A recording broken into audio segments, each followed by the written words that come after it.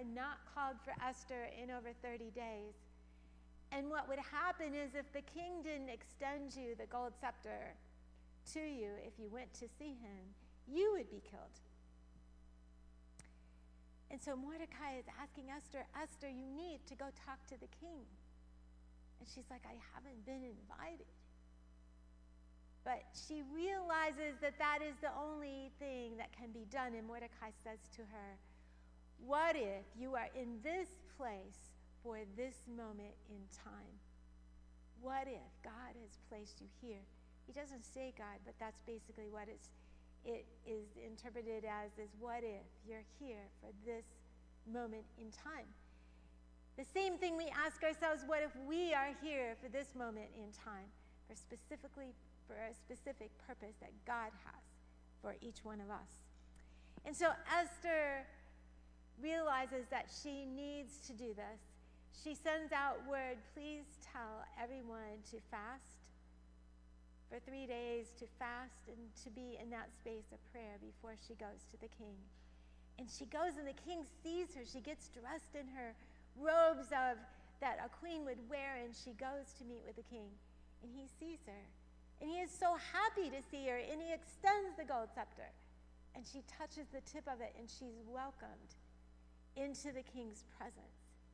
And he wants to know, what can I do for you, Queen Esther? What can I do for you? What would you like? You can have half of my kingdom if you would want. It's a little different. It seems like a little different side of King Xerxes in some ways. And so Queen Esther doesn't tell him right then what she wants. But she says, I would like you and Haman to come to dinner that she prepares. And there is a dinner, and Haman comes to the dinner, and he feels very proud of himself because he's been invited to have dinner with the queen and the king. And he feels very special. Well, as you go through this story, sometime in the night, King Xerxes can't sleep. And he remembers Mordecai saving his life and telling him that 2 people were going to kill him. He remembers that. And he asks one of his attendees, what was ever done for Mordecai for saving my life? Did we ever acknowledge him? They said no. Nothing was ever done for Mordecai. And so the king wants to acknowledge Mordecai for saving his life. And so he says, is anybody around? He wants to get consult on what the best thing is to do. And the only person around is Haman. And they said, Haman is around. And Haman thinks it's all about him. He thinks the king wants to honor him. And so when the king says, what would you do for an important person? Haman says, I'd give him a robe that I've worn, and I would have him come in on a horse, and one of your horses, and he would honor him. Boy, wouldn't you be surprised if you thought it was you? And the king says, go get Mordecai.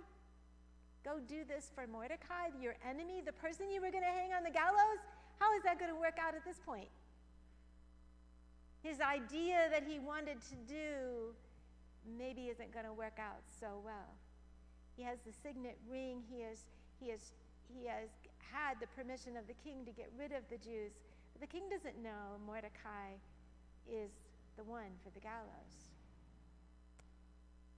He gets Mordecai and gives him the robe, and he parades him through the town on the horse, and he knows that he is in huge trouble.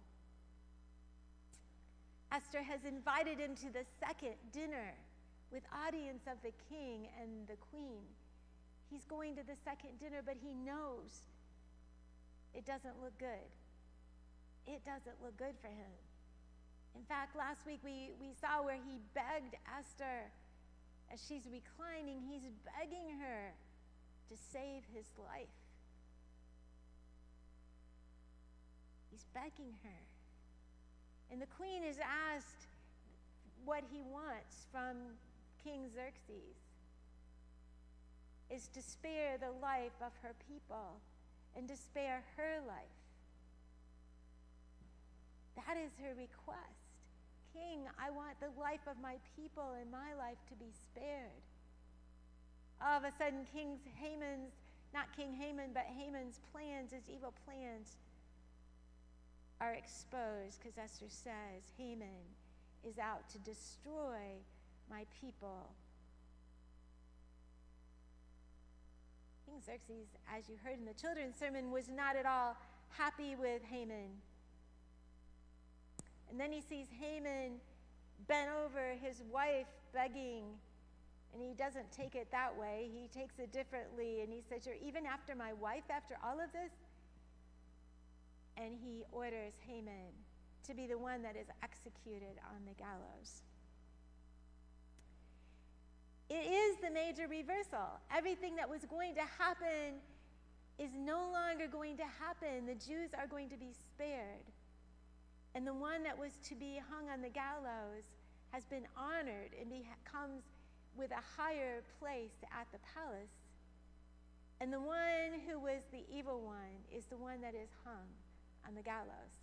As we read the rest of Esther, we discover that tide changes, and those that were against the Jews, many were killed.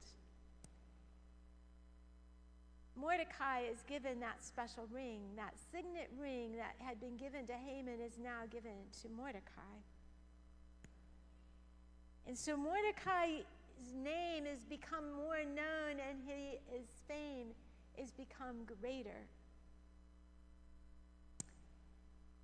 And so Esther also asks that Haman's 10 sons also be impaled with the pole and hung. And so now we get to this spot today, and there was they received relief. The Jews received their relief. And as they were being conquered, those that were enemies of the Jews, they never took anything from their enemies. It was called plunder, but they never took anything. And Haman had done one thing that's important. Haman had cast lots to see on what day he was going to annihilate all the Jews. And so he had cast lots, and it was called Pur, P-U-R. And that's what he had done. So here's where we leave off to the last chapter of Esther. But the Jews who were in Susa gathered on the 13th day and on the 14th and rested on the 15th day, making that a day of feasting and gladness. Therefore, the Jews of the village who live in the open towns hold the 14th day of the month of Adar, which is where the lot was cast, as a day for gladness and feasting, a holiday on which they send gifts of food to one another. Mordecai recorded these things and sent letters to all the Jews who were in all the provinces of King Xerxes, both near and far, enjoining them that they should keep the 14th day of the month of Adar, and also the 15th day of the same month, year by year, as the days on which the Jews gained release from their enemies, and as a month that had been turned for them from sorrow into gladness. A month that was for sorrow is now of gladness. And so they had gone from these days. So the Jews adopted as a custom what they had begun to do, as Mordecai had written to them. And so they began that custom of celebrating. It's called Purim.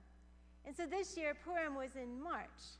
And so to this day, it is still celebrated from where the Jews were given their freedom in this season of Mordecai and Haman. It is still, because it said year after year you are to celebrate. And so year after year it has been celebrated, the feast of Purim. And so the letters had gone out. King Xerxes laid tribute on the land and on the islands of the sea, all the acts of his power and might, in full account of the high honor of Mordecai, to which the king advanced him. Are they not written in the annuals of the kings of Media and Persia?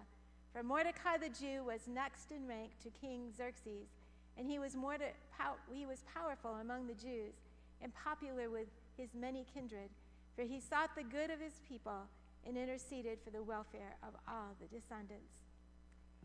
And so the great reversal is totally opposite as we read through the story. God's hand, even though God himself is not mentioned, his hand is on all the details. You can see that as you read that story, that God has put them in the right place at the right time. God finds a way to spare his people who were on the path of destruction, but God intercedes and his people are spared. And so there were some interesting things as I was reading in a book that's a Jewish book of traditions and some of the festivals that they hold. And it said that Haman had tied on, you remember Haman wanted everybody to bow to him in his glory days. And Mordecai would not. That's what made Haman so mad. But Haman also had a little idol tied on to his clothes. We don't read that in the scripture, but we read this in the Jewish customs. He had a little idol tied onto his clothes, and so Mordecai definitely wasn't bowing down to any idol. He wasn't bowing down to Haman, and he wasn't bowing down to an idol. He was staying fast to what God had instructed him. And so we read this, and we read that there's this, that they keep their traditions of this great celebration. And sometimes this celebration of Purim, they dress in costumes, they make sure they give food to the poor, they reach out to others, they give gifts. It's a big deal, and they have this pastry that is shaped in the shape of a three-cornered hat that Haman used to wear. And it was full of jelly. It's a sweet treat, but it's a reminder of Haman and all that they came through. And so impossible becomes possible with God. And so as we look at different things in the scripture, we see other places where impossible becomes possible because of God. We see Abraham and Sarah of old age and Sarah being past childbearing age, give birth to a child. We see Joseph, who was an Egyptian prisoner, become the Egyptian prime minister. We see the red waters of the Red Sea, the waters of the Red Sea parted so that the Israelites could cross. We watch Goliath, who had been defied